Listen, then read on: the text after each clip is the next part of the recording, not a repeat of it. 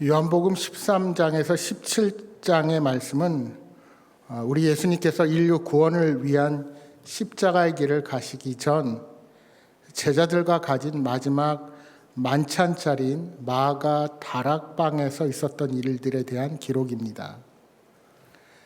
사실 많은 학자들의 주장처럼 예수님께서 부활하시고 다시 제자들을 찾아오셔서 함께 음식을 나누셨기에 사실 그것은 마지막 식사가 아니라 십자가 고난의 길을 가시기 전에 나눈 유월절 만찬의 식사가 더 정확한 표현일 것입니다. 어쨌든 우리 예수님은 십자가 고난과 부활, 승천을 앞둔 상황에서 세상에 남겨질 제자들을 위해 부탁하실 말씀이 있으셨습니다. 이 부분을 좀 더 구체적으로 나누면 요한복음 13장은 제자들의 발을 씻기시고 함께 만찬을 나누며 있었던 일을 기록하고 있고 14장부터 16장은 예수님의 고별 설교라는 이름을 붙이면서 제자들에게 남길 본격적인 말씀을 하십니다. 그리고 17장은 대제사장으로서의 예수님의 기도라는 별명으로 우리 주님의 간절한 기도가 나타납니다. 따라서 오늘 본문에 예수님의 고별 설교를 마무리하는 이 16장 마지막 부분은 왜 이러한 말씀을 제자들에게 전하는지, 즉 고별 설교의 목적을 밝힌 부분이라 할 수 있습니다. 여러분, 어느 정도 신앙생활을 해본 분이시라면 신앙생활을 하는 것이 결코 쉽지 않다는 것을 잘 아실 것입니다. 때로는 우리가 존경하는 신앙인 또는 내가 본받고자 하는 신앙인들도 사탄의 유혹에 빠져서 넘어지고 끝까지 신앙의 좋은 본이 되지 못하며 오히려 후배 신앙인들에게 시험을 주는, 시험에 빠지게 만드는 경우도 있습니다. 오죽하면 성경이 신앙생활을 영적 전쟁에 비유하겠습니까? 따라서 우리 주님은 제자들이 겪을 영적 전쟁에 대해서 말씀하셨습니다. 제자들은 곧 큰 슬픔을 맛볼 것이며 세상은 자신들이 이긴 줄 알고 기뻐할 것이라고 말씀하십니다.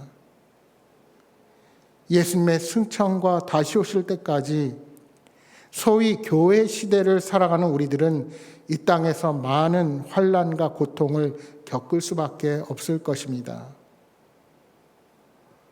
바른 믿음 안에서 산다는 이유로 억울하게 누명을 쓰고 세상에 따돌림을 당하기도 할 것입니다. 이것이 바로 주님이 예언하신 내용입니다. 그러나 주님의 예언은 여기서 그치지 않습니다. 주님은 이 암울한 말씀에 이어 곧바로 다른 놀라운 약속을 우리에게 주십니다. 여러분, 그 약속이 무엇입니까? 그것은 바로 승리의 약속입니다. 예수님께서 잠시 제자들을 떠나는 것은 바로 그 이유입니다. 그렇다면 우리가 살아가는 이 세상 가운데 믿음 안에서 승리하기 위해 우리는 무엇을 해야 할까요? 주님께서는 본문에서 우리가 승리할 수 있는 몇 가지 요소에 대해 말씀하십니다. 첫째는 기쁨입니다. 오늘 본문 20절의 말씀을 세 번역의 성경으로 읽겠습니다. 우리 같이 한번 화면을 보고 합독하겠습니다. 내가 진정으로 진정으로 너희에게 말한다. 너희는 울며 애통하겠으나 세상은 기뻐할 것이다. 그러나 너희가 근심에 쌓여도 그 근심이 기쁨으로 변할 것이다. 아멘. 분명 제자들은 예수님의 죽음으로 슬퍼하고 근심하게 될 것입니다. 그러나 예수님의 죽음이 끝이 아니라 우리에게 새 생명을 주시기 위한 시작이요, 우리 예수님은 사망 권세를 이기시고 부활하셔서 우리에게 참된 기쁨을 주셨습니다.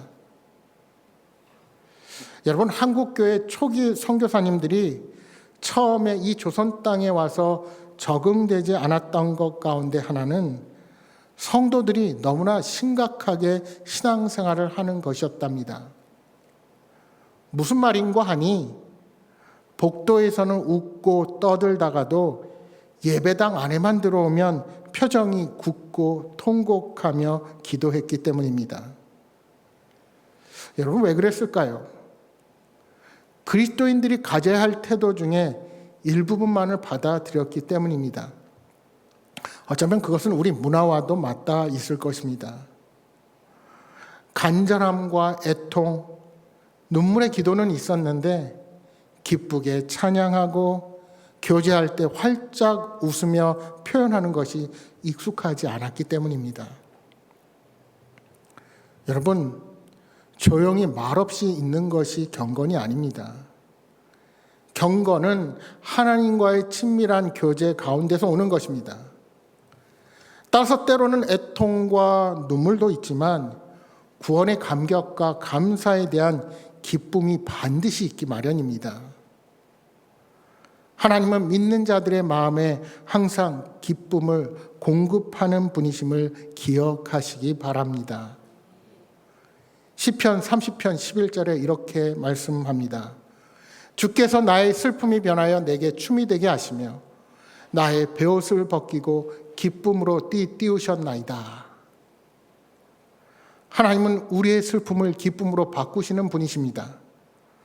더 나아가 성경은 아예 믿는 자들에게 기뻐하라고 명령하십니다. 심지어 바울 사도가 쓴 빌립보서는 기쁨의 서신이라는 별칭을 가지고 있습니다. 바울 사도는 비록 자신은 옥에 갇혀서 마음대로 빌립보 교인들을 만날 수 없지만 복음이 계속 전파됨으로 인해서 기뻐합니다. 심지어 빌립보서 4장 4절에 바울은 반복하면서 이렇게 말씀합니다. 주 안에서 항상 기뻐하라. 내가 다시 말하노니 기뻐하라. 그렇습니다. 그리스도인들은 기뻐하는 사람입니다. 우리는 어려움과 고난에도 불구하고 기뻐해야 합니다. 왜요? 우리의 고난과 근심이 기쁨으로 변화될 것이기 때문입니다. 여러분, 주님이 말씀하시는 기쁨은 어떤 기쁨입니까? 오늘 본문 21절, 22절에 이렇게 말씀하고 있습니다. 여자가 해산하게 되면 그때가 이르렀으므로 근심하나 아기를 낳으면 세상에 사람 난 기쁨으로 말미암아 그 고통을 다시 기억하지 아니하느니라. 지금은 너희가 근심하나 내가 다시 너희를 보리니 너희 마음이 기쁠 것이요 너희 기쁨을 빼앗을 자가 없으리라. 여러분, 인간이 느낄 수 있는 가장 큰 고통이 해산의 고통이라고 합니다. 그러나 놀랍게도 여인들은 그 고통을 참습니다. 왜냐하면 해산의 기쁨을 알기 때문입니다. 그래서 자녀를 임신하면 낳을 것이 걱정되더라도 기뻐합니다. 왜 그렇습니까? 해산이 인간이 느낄 수 있는 가장 큰 고통이지만 그 고통 뒤에 놀라운 기쁨이 있다는 사실을 알기 때문입니다. 이것이 바로 주님이 우리에게 주시는 진리입니다. 그리스도인이 어떻게 세상에서 승리할 수 있습니까? 기뻐해야 합니다. 우리는 고난 속에서도 기뻐할 수 있습니다. 왜냐하면 그 고난 뒤에 놀라운 승리와 기쁨이 우리를 기다리고 있음을 알기 때문입니다. 여러분, 내가 실직할 때마다 반드시 후에 더 좋은 직장이 생긴다고 한번 가정을 해보십시오. 경기가 나쁠수록 오히려 내 연봉이 올라간다고 한번 가정을 해보십시오. 물론 이런 일은 쉽게 이루어지지 않습니다. 그러나 우리 주님은 성경을 통해 분명히 약속해 주십니다. 지금 이 땅에서 당하는 고난은 장차 천국에서 누릴 완전한 건강과 부와 영원한 삶에 밀려나갈 것입니다. 이것이 우리가 기뻐해야 할 이유입니다. 하지만 이 모든 사실을 머리로 다 안다 할지라도 당장의 고통을 피할 수는 없습니다. 중요한 것은 지금은 문제와 어려움이 존재할지라도 하나님의 약속을 신뢰하며 기쁨 가운데 살아가는 것입니다. 어떻게 그것이 가능할까요? 우리 24절의 말씀을 한번 다시 보십시오. 같이 읽겠습니다. 지금까지는 너희가 내 이름으로 아무것도 구하지 아니하였으나 구하라 그리하면 받으리니 너희 기쁨이 충만하리라. 아멘. 고난 속에서도 기뻐할 수 있는 이유는 주님께서 오늘 우리에게 강력한 무기를 주셨기 때문입니다. 그 무기가 바로 기도입니다.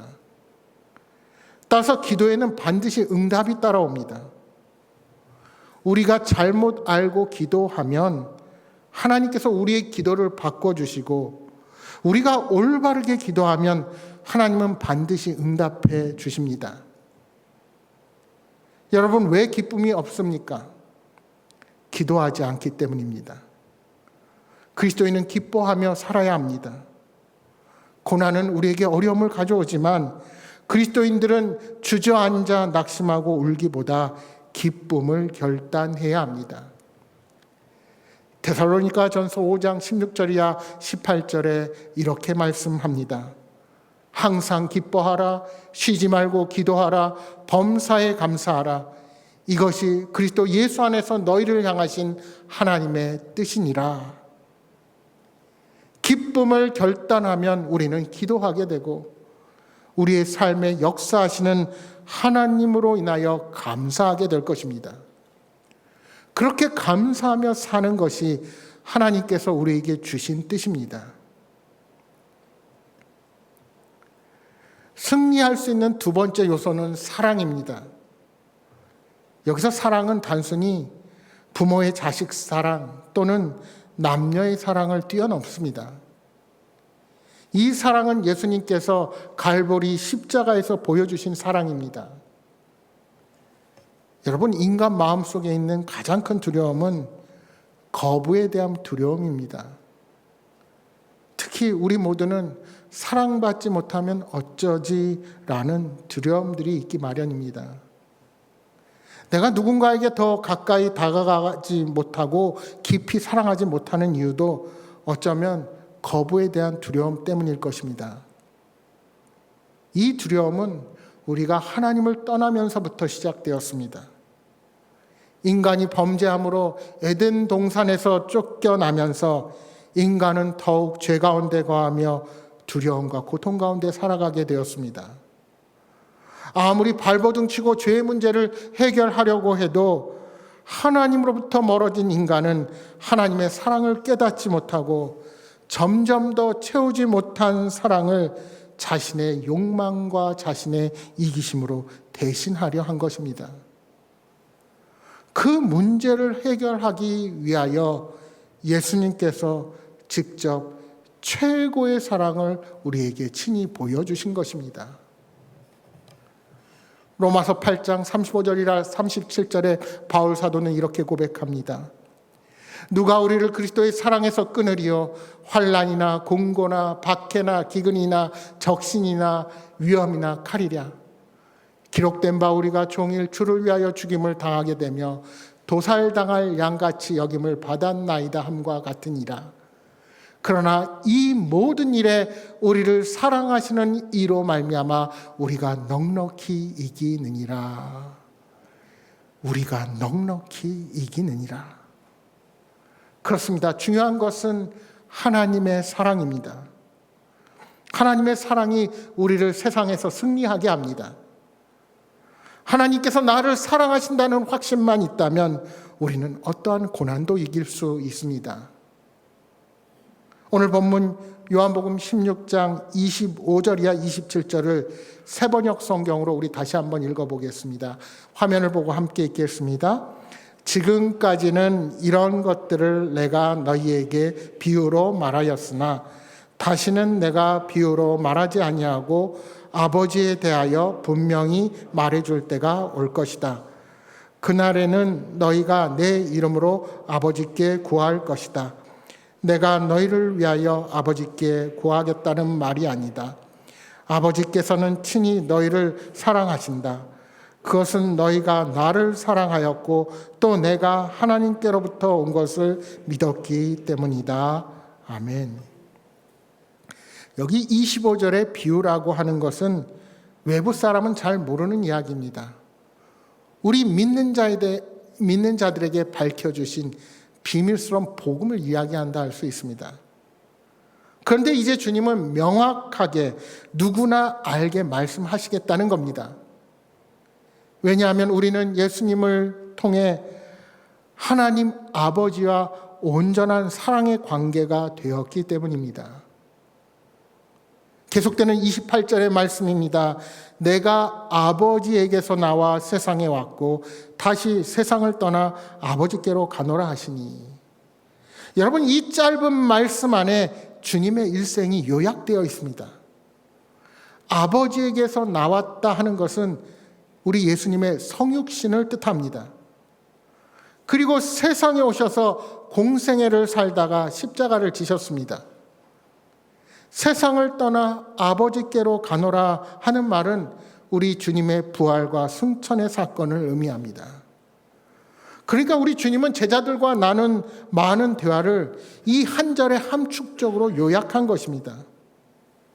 쉽게 말하면 주님이 제자들에게 이렇게 말씀하시는 겁니다. 내 삶을 보거라. 나의 성육신을 보고 33년의 공생애를 바라보며 죽임당할 십자가를 보거라. 그러나 그것이 끝이 아니고 내가 부활하고 승천할 것이다. 이것이 우리 주님께서 이 땅에 오신 이유이며 요한복음의 핵심입니다. 그래서 우리 주님께서는 여러분이 잘 아시는 요한복음 3장 16절을 통해 이렇게 말씀하고 계십니다. 하나님이 세상을 이처럼 사랑하사 독생자를 주셨으니 이는 그를 믿는 자마다 멸망하지 않고 영생을 얻게 하려 하심이라. 우리에게 영원한 생명을 주시려는 그 사랑 때문에 이 땅에 오셔서 친히 우리를 대신하여 죽음의 길을 걸어가신 것입니다. 기독교인이 된 한 사람이 중병을 앓게 되었습니다. 이 사람은 자기 가슴 속에 느끼는 하나님에 대한 사랑이 작다는 사실에 근심하게 되었습니다. 그는 자신의 고민을 친구에게 말했습니다. 이 말을 들은 친구는 다음과 같이 대답했습니다. 내가 집에 가게 되면 나는 우리 아기를 무릎 위에 앉히고 아기의 맑은 눈망울을 들여다보며 아기가 중얼거리는 소리를 들을 것이라네. 내가 지쳐 있을 때 아기가 있는 것이 나에게 안식이 되지. 내가 우리 아기를 극진히 사랑하기 때문이야. 그렇지만 아기는 나를 조금밖에 사랑해 주지 않지. 내 심장이 파열된다고 해도 아기는 잠을 깨지 않을 걸세. 내 몸이 고통을 받는다 해도 아기가 장난치고 놀고 있는 것을 막지는 못할 걸세. 내가 죽는다 해도 2, 3일 후면 아기는 나를 잃어버릴 걸세. 그리고 아기는 나에게 동전 한 푼 가져다 주지 않네. 오히려 계속해서 내 돈만 나가지. 나는 부자가 아니네. 그렇지만 세상에 있는 돈을 다 주어도 우리 아기와는 바꿀 수 없지 않는가? 아기가 나를 사랑하는가? 아니면 내가 아기를 사랑하는가? 아기가 나를 사랑한다는 것을 알 때까지 나의 사랑을 보류해 둘까? 내가 사랑을 주기 전에 아기가 나의 사랑에 대한 대가를 줄 때까지 기다릴까? 이 이야기를 들으면서 자신의 어린 양을 사랑하시는 하나님의 이야기임을 듣게 되었고 그 환자의 얼굴에 눈물이 흘러내렸습니다. 그는 기도하듯이 외쳤습니다.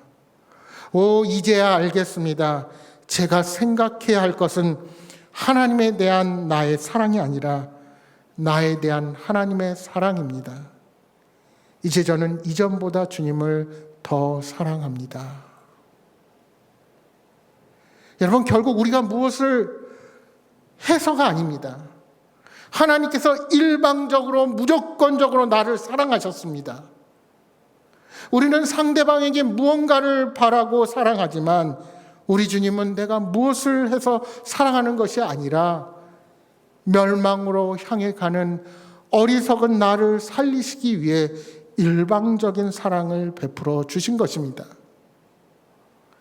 우리의 행위와는 아무런 상관없이 나를 사랑하신 예수님, 우리도 그 사랑을 본받아서 조건 없이 형제 자매를 사랑하기를 소망합니다. 승리할 수 있는 세 번째 요소는 평안을 누리는 것입니다. 여러분, 오늘 본문 16장 33절 말씀을 다시 한번 보십시오. 이것을 너희에게 이르는 것은 너희로 내 안에서 평안을 누리게 하려 함이라. 세상에서는 너희가 환난을 당하나 담대하라. 내가 세상을 이기었노라. 십자가 고통을 앞두고 우리 주님께서 제자들에게 말씀을 주시는 이유가 무엇입니까? 바로 우리가 주님의 평안을 맛보게 하기 위해서입니다. 종교개혁자 마르틴 루터는 이 요한복음 16장 33절 말씀을 금으로 써야 할 정도로 중요한 말씀이라고 고백했습니다.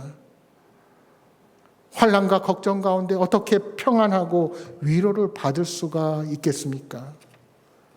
평안과 위로는 오직 그리스도 안에, 그리스도의 말씀에, 그리고 너희가 세상에서 걱정을 가지게 되고 환난을 당할 때 담대하라는 이 예수님의 말씀에 있습니다. 우리가 왜 평안을 누릴 수 있습니까? 바로 주님께서 세상을 이기셨기 때문입니다. 주님은 세상의 고난과 핍박, 질병과 죽음을 이기셨습니다. 나는 약하지만 주님이 세상을 이기셨습니다. 이제 곧 예수님이 잡히시고 십자가의 길을 가게 될 때 제자들은 뿔뿔이 흩어지게 될 것입니다. 예수님을 홀로 두고 각자 제 갈 길, 제 살 길을 찾아 흩어지게 될 것입니다. 그렇다고 예수님께서 이 말씀을 하신 이유는 제자들이 배신하고 주님을 떠나는 것을 책망하고자 함이 아닙니다. 이 고난의 일로 근심에 쌓이거나 두려워할 것을 방지하기 위함입니다. 예수님께서는 십자가 고난을 당하시지만 부활 승리를 하게 되실 것처럼 제자들도 복음으로 인해 환난을 당해도 담대함으로 세상을 이길 것을 부탁하신 것입니다. 사랑하는 여러분, 고난 당할 때 기억하십시오. 우리 주님께서 세상을 이기셨습니다. 하나님 아버지께서 여러분과 함께 하십니다. 이 사실을 깊이 신뢰할 때 우리는 진정한 평안을 경험합니다. 많은 사람들은 아무런 문제가 없는 상태를 평안한 상태라고 생각합니다. 그래서 문제가 생기지 않도록 많은 안전장치를 마련하고 이 땅을 살아갑니다. 넉넉한 재정, 건강, 인맥 등 여러 방법을 동원합니다. 그러나 이 땅을 살아가면서 문제를 다 피하고 완벽한 안전장치를 갖추기란 불가능합니다. 많은 현대인들이 편안함을 추구합니다. 특히 고된 노동을 하는 직장보다 육체적으로 편안한 곳을 택하고 싶어 합니다. 사실 편안함이 육체적인 것이라면 평안은 정신적, 마음의 상태를 의미한다 할 수 있습니다. 따라서 육체적으로 편하다고 해서 꼭 마음으로나 영적으로 평안함을 얻는 것은 결코 아닙니다. 예를 들면 직장에서 육체적으로 편안한 곳에 있다 할지라도 오히려 정신적으로는 엄청 힘들 수도 있습니다. 그러니까 우리들의 편안함이 평안을 보장하지는 못하는 것입니다. A.W. 타겟이 쓴 창이라는 단편 소설의 내용입니다. 어느 작은 병실에 두 남자가 입원해 있었는데 한 사람은 폐암 말기를 선고받은 환자이고 또 한 사람은 디스크 환자였습니다. 디스크 환자는 수술받은 지 얼마 되지 않아 침대에 꼼짝하지 않고 누워 있어야 했지만 폐암 환자는 하루에 1시간 정도는 자리에서 일어나서 창밖을 내다보곤 했습니다.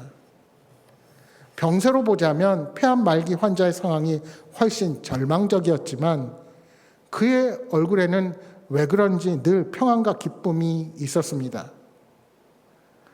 하루는 디스크 환자가 창밖을 보고 있는 폐암 환자에게 밖에 무엇이 보이느냐고 물었습니다. 그때 그는 지그시 눈을 감고 말했습니다. 아름다운 호수에 보트와 백조가 한가로이 떠 있고 호숫가를 산책하는 여인들과 잔디밭에서 놀고 있는 아이의 얼굴이 보이네요. 이 말을 듣고 디스크 환자의 얼굴은 분노로 일그러지기 시작했습니다. 그는 폐암 환자의 얼굴에 늘 기쁨이 있는 까닭이 그의 침대가 창문 곁에 있기 때문이라고 생각하고 자기는 이 병실에서 차별 대우를 받고 있다고 생각했습니다. 그래서 빨리 폐암 환자가 죽어나가면 저 창가 쪽 침대를 차지해야 하겠다는 생각까지 했습니다. 그러던 어느 날 밤 폐암 환자가 심하게 기침을 하면서 신음하기 시작했습니다. 디스크 환자는 비상벨을 눌러서 의사를 부를까 하다가 그대로 두었습니다. 그의 침대를 차지하겠다는 생각 때문이었습니다. 아침이 밝아올 무렵 갑자기 옆 침대가 조용해졌고 고통받던 폐암 환자는 그의 기대대로 세상을 떠났습니다. 그리고 그는 드디어 창문 곁 침대로 옮기게 되었습니다. 그는 옮기자마자 있는 힘을 다해서 침대를 붙들고 일어나 창밖을 내다보았습니다. 그런데 놀랍게도 창밖에는 아름다운 호수가 있는 것이 아니라 회색의 콘크리트 담벼락뿐이었습니다. 그제야 그는 폐암 환자의 기쁨이 환경 때문에 생긴 기쁨이 아니라 그가 선택한 기쁨이었다는 것을 깨닫게 되었습니다. 그는 기뻐할 수 없는 상황임에도 언제나 기뻐하기로 마음먹고 아름다운 호수를 상상하면서 기뻐하며 살았던 것입니다. 여러분, 진정한 평안은 하나님과 예수님 그리고 우리 안에 계신 성령님으로부터 주어집니다. 그러므로 내 삶의 주인이신 주님과의 깊은 관계가 더할수록 우리 삶의 평안함은 더 깊어갈 것입니다. 그러므로 우리는 환경을 탓하거나 나의 상황에 연연하지 말고 그리스도께서 주시는 참 평안을 만끽하며 사는 자가 되어야 할 것입니다. 사랑하는 여러분, 어떠한 여건 속에서도 주님께서 나와 함께 하신다는 사실을 믿으면 내게 있는 삶의 모든 역경은 단순히 두려움이 되지 않습니다. 오히려 그곳에서 나와 함께 하시는 주님을 경험하며 인생의 폭풍우 속에서도 주님으로 인하여 오히려 기쁨과 평안을 누리는 복된 삶을 살아가게 될 것입니다. 세상을 이기신 주님으로 인하여 평강 가운데 살아가시는 여러분 모두가 되시기를 주님의 이름으로 축복합니다.